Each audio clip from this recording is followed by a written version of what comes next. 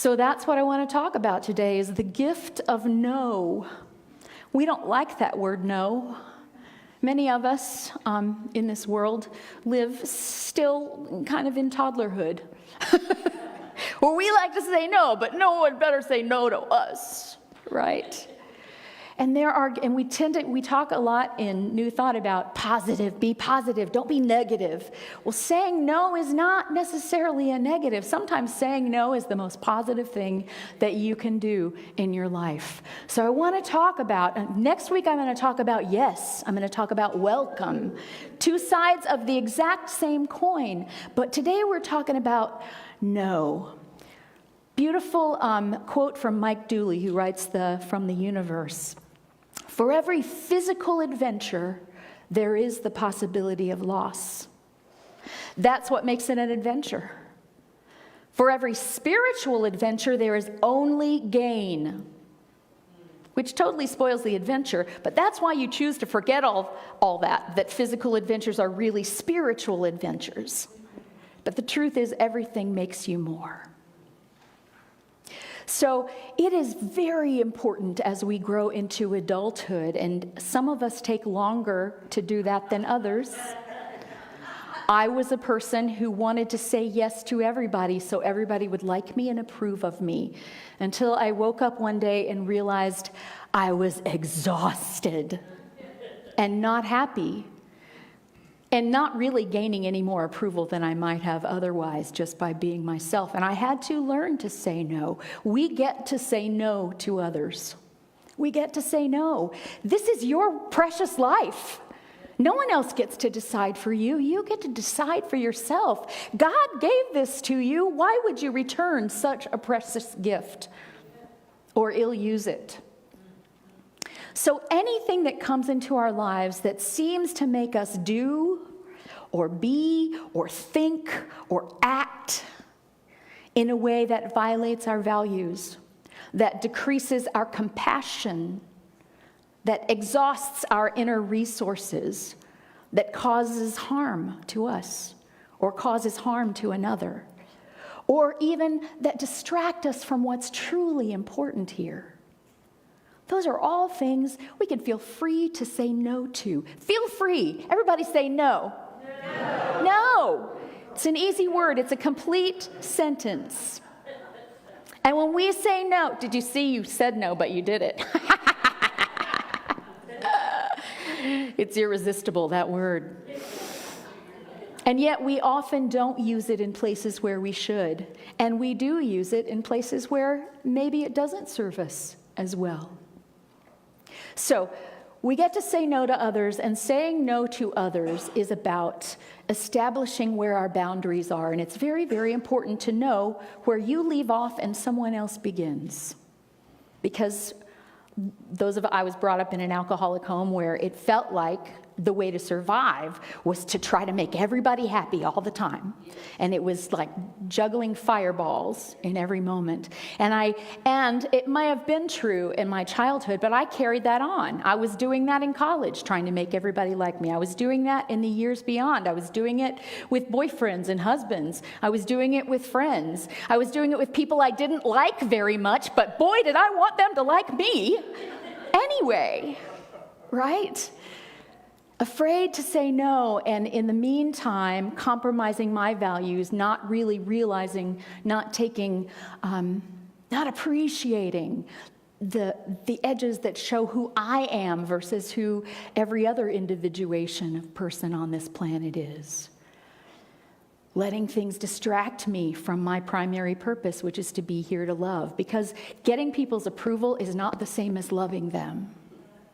And getting people's approval will never be enough for you if you do not give love to yourself. Amen. And so we get to say no about what we do. Here's a very important thing in boundaries, because I hear people misuse this word a lot. They say, well, I set a boundary with him. I said, you can't do that anymore. That's not a boundary, because how much power do you have over what he does? Goose egg. A boundary is always about where your limits. If you do that anymore, I will no longer, whatever. I I will no longer react to it. It could be that simple.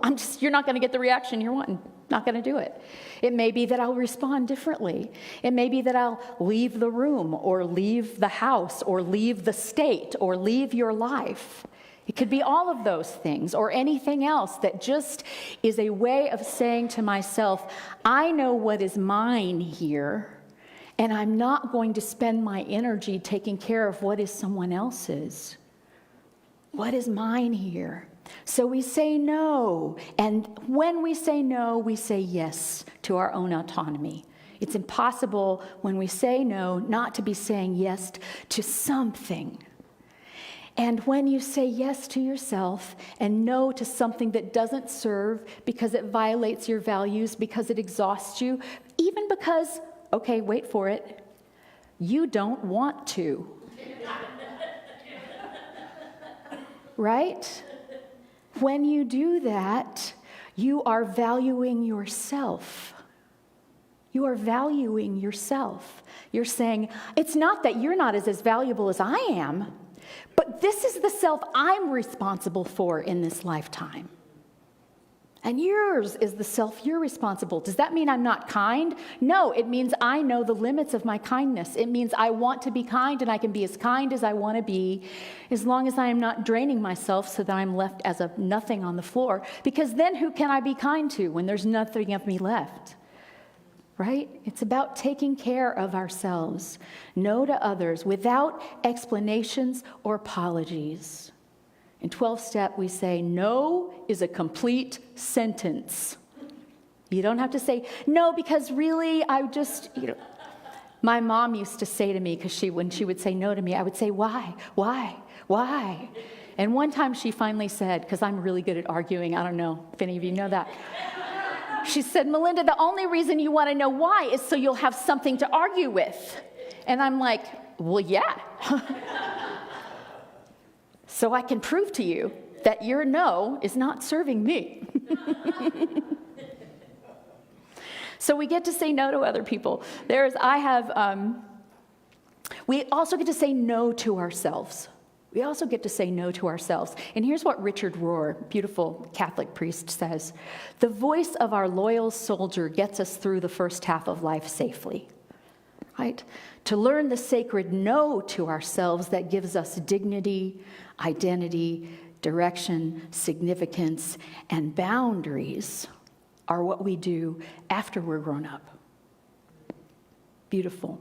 So sometimes we have to say no to ourselves for the same reasons. We have to say no to what doesn't serve our values, that what doesn't serve compassion, that does not serve our responsibility to the amount of resources that we have, anything that causes harm, anything where the cost is just too high. And in order to say no to another, sometimes we have to say no to ourselves as well.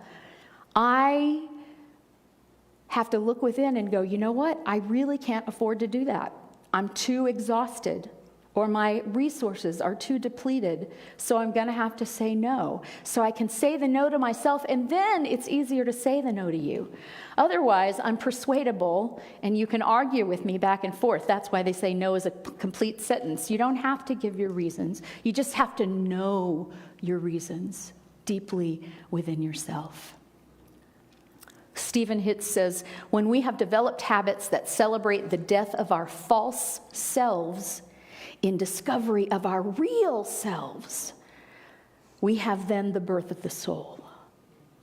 Because when we're saying yes, because we're trying to gain approval, because we want something, because we're engaged in some sort of exchange, whether the other person is in on that or not, we're only saying yes to this so I can get that.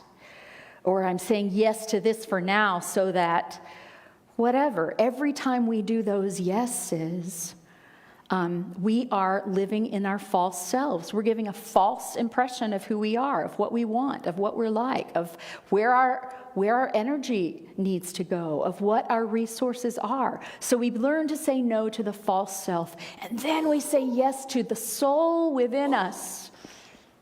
Then we say yes to that soul within us. Here's another quote. I don't know who wrote it. It's on a magnet on my refrigerator. prominently displayed. Stress is what happens when your gut says no and your mouth says, sure, I'd be glad to.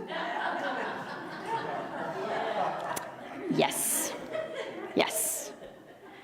So we say no to things. We say, no, this is not acceptable to me, maybe. If it's reality and we decide it's not acceptable, we're not going to do a very good job in our lives because we have to accept reality. It doesn't mean we have to condone it or like it, but if we don't accept it, we're not starting from the starting place. We're starting from a fantasy. We're starting from a false self. So we can use denials. Denial, also it says in 12-step, is not just a river in Egypt, right? Denial is something that we use to go, that's not really happening. That's not really happening. I'm not really being used. I'm not really completely almost dead from giving out too much energy. I'm going to be okay. I'm going to be, whatever the denial is about. That's about telling a lie to ourselves. That's about being false. But the denial in the way that we use it here is to say, I choose not to give power to that thing anymore. I will not give power. Yeah, it's worth clapping over. I will no longer give power to that person or those words or this idea or that election. I'm not going to give it power over the truth of me. And when I spend all my time being angry and cut up inside and trying to figure out how to make what reality is different from what reality actually is, then I am really, really expending my energy in a way that does not serve me and does not serve the world, and in fact harms me and harms the world. So we get to decide not just what we do, but what we give our power to. Am I going to give you the power to make me feel awful today? No. I'm going to go outside and I'm going to breathe in this fresh fall air and I'm going to look at these trees and this blue sky. And I'm not going to give power to someone else, no matter what they're saying, no matter what they're doing. I'm not going to give the power over my true inside self. Now, it is possible for people to have power over your physical self. Right? Yeah, they can lock you up in jail. They can enslave you. Those things happen. I get it. I'm not saying that those things don't happen, but I'm saying the difference between freedom and true enslavement is whether you know you're free. And the difference between that is whether you take on the hatred of the slaver. Do you let their hatred become yours? Now they really have you. But if you don't let their hatred become yours, then you are free. You are free. So we stop giving power to other people. We stop giving them rent-free space in our heads. On your drive here today, how many people were in your head and did you like them? Think about that. Think about that at any given moment of the day that you notice anxiety coming up. Who am I giving rent-free space to? What? What am I giving rent-free space to? And I get to decide not to do that anymore. I have to pull up my big girl pants and decide I get to choose who I am today. I get to choose how I think today. I get to choose whether I am going to live expansively in love or whether I'm going to live a contracted life in fear and anger and hatred. You are faced, I am faced with that choice every single moment, and only you can make that choice. You might be telling yourself that someone else is doing it to you, but you're telling yourself a lie. Only you get to decide. So use your noes strategically. And here's a tool that I use. I've used it for years. It helps me so much because, I don't know about you, I can get into obsessive thinking. And usually I'm not thinking obsessively about, oh, it's going to be such a lovely day. I'm thinking, oh no, this is going to happen and that's going to make this happen and this is inevitably going to happen and then what am I going to do when this happens and then, right? I have this visual, it works for me really well, a stop sign right in my face. I say, stop, either out loud or silently, and visualize a great big red sign right in front of my face that keeps me from going any further. Because I'm admitting to myself that if I go down that road, I'm not doing myself or anyone else any good. But if I keep from going down that road, I then have the possibility to say, where can I contribute in this world? Where is my love needed? Where is my concern needed? Because y'all, all fear is based on the future. All anger is based on the past. In this very moment, right here, in this moment, not the next moment, not the last moment, in this moment, you're alive, you're breathing. It's finally fall in Texas. I'm not saying you don't have worries on your heart. I'm not saying that you don't have grief. But I'm saying even in your grief, right at this moment, you are whole. You are whole, well, and free as God created you, creates you every day to be. So this is a little story. I'm not going to tell the whole one because it's long, but my friend and spiritual mentor, the late Christopher Ian Chenoweth, wrote this story. He says about training his dog. He said, after weeks of training, when the trainer said sit, I was the only one who sat. And he said, and after weeks of training, when the dog was taking off to chase, like, say, a skunk, I would shout with great authority, leave it! Upon this command, the dog should stop in his tracks and then turn the other way. He never did. But I started to give the command to myself. When fascinated and motivated with things that do not serve my best interests, I would silently shout to myself, leave it! This command works. It helps recall in the moment the direction and path that serves so that I do not get sidetracked and misdirected. So use your stop sign, or use your leave it, or use your big divine no, whatever it takes, to take care of your soul, right? To take care of your soul and not to go down those rabbit holes that only lead you to places of pain. So those are ways that we can say no in the world. There are ways that the world says no to us. When the universe gives you a big no, what then? Well, I like to think, this is anthropomorphizing God a lot, but I like to think, you know, when your kid is a toddler and you know they're going to fall at any second, but you want them to be autonomous, so you kind of walk behind them like this, so that they do fall, you can pick them up. You can cushion their fall, perhaps, if it starts to be a bad tumble. You can pick them up and kiss their boo-boo and say, I love you. I believe that God is doing that with us. That we are that closely held and protected. It doesn't mean that there's not a world out there that we have to learn how to live in and adjust to, and that we don't have autonomy within that. But it means, ultimately, I believe that we are safe in God's world. We are loved beyond all measure in God's world. So what happens? This is and the same way that when toddlers are a little older, instead of just saying no, enlightened parents will tend to, instead of just saying no, say no, and look at this. And look at this over here. It's called redirection.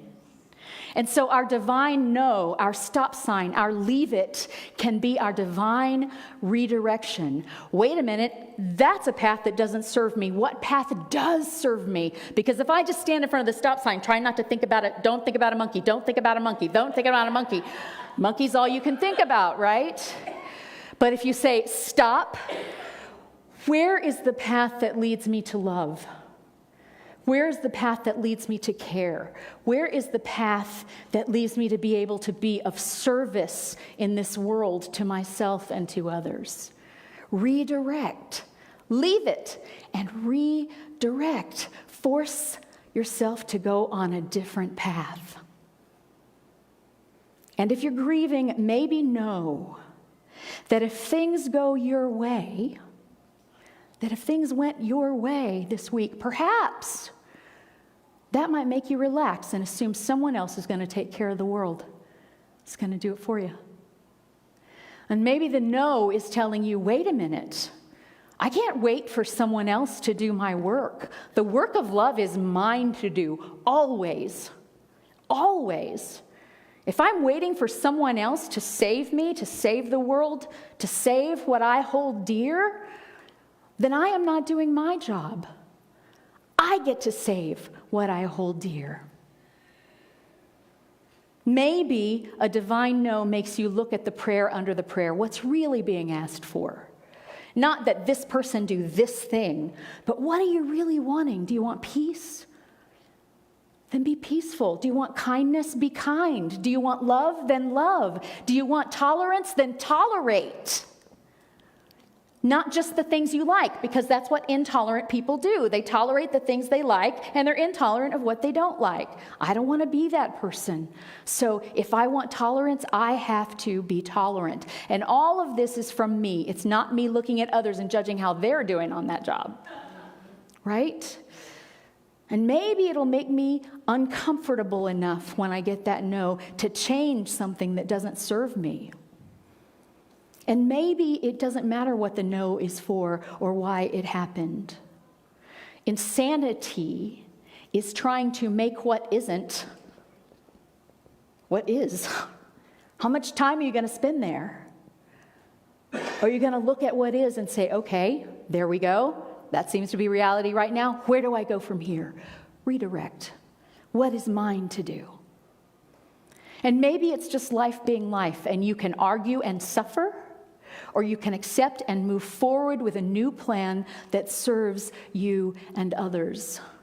I'm going to leave you with a quote from Pema Chodron. What will happen to us today is completely unknown. Whatever happens, our commitment is to use it to awaken our heart. All activities should be done with one intention. That intention is to realize our connection with all beings. Thank you.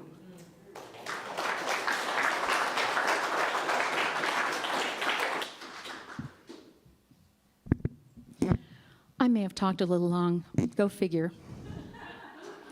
So we will have a short meditation today. So I just invite you to just be where you are, be with who you are right now. It doesn't mean tell yourself, oh, I shouldn't feel this way. We're not going there. This is not about shame. This is about how do I feel? Just check in with yourself. And as you check in, maybe take a deep breath and know that God is breathing you right now, or you wouldn't be breathing. Know that whatever is going on within you, you are safe and you are loved in the truest sense of the word.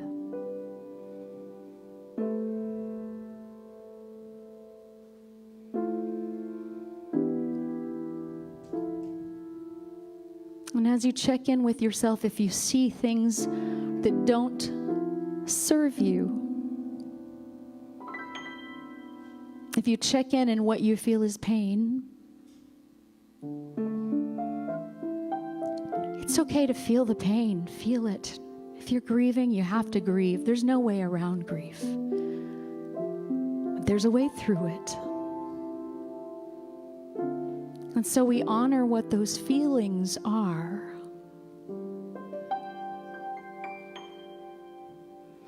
But we also ask this question, where do I want to be? How do I want to feel?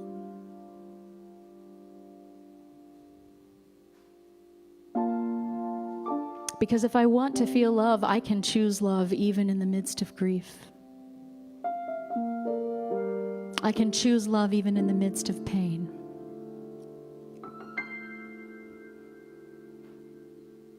And if my mind grabs onto something that's not serving me, I can remind it over and over again as many times as it takes. Leave it.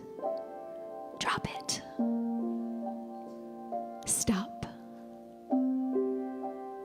Because I already made a decision long ago that I will serve God. I will serve love. I will follow my highest calling.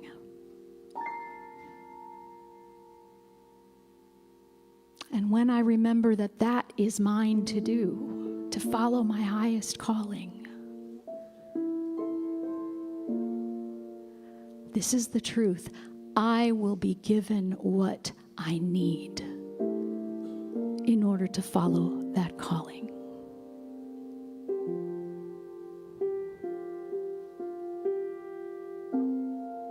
All the love I need is available to me.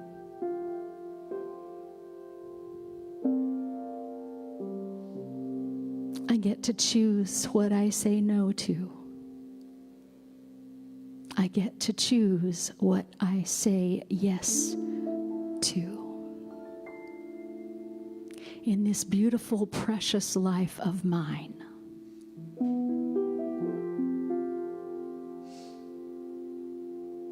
I say yes to God.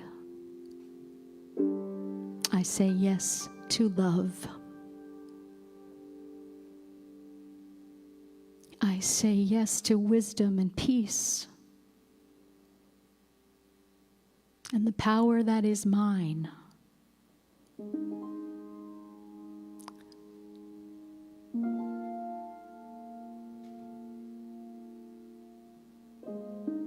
And I can say no to everything else, which leaves me the energy to walk this path of love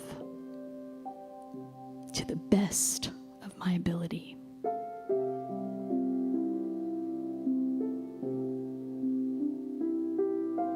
And that is all that is asked. And so it is. Amen.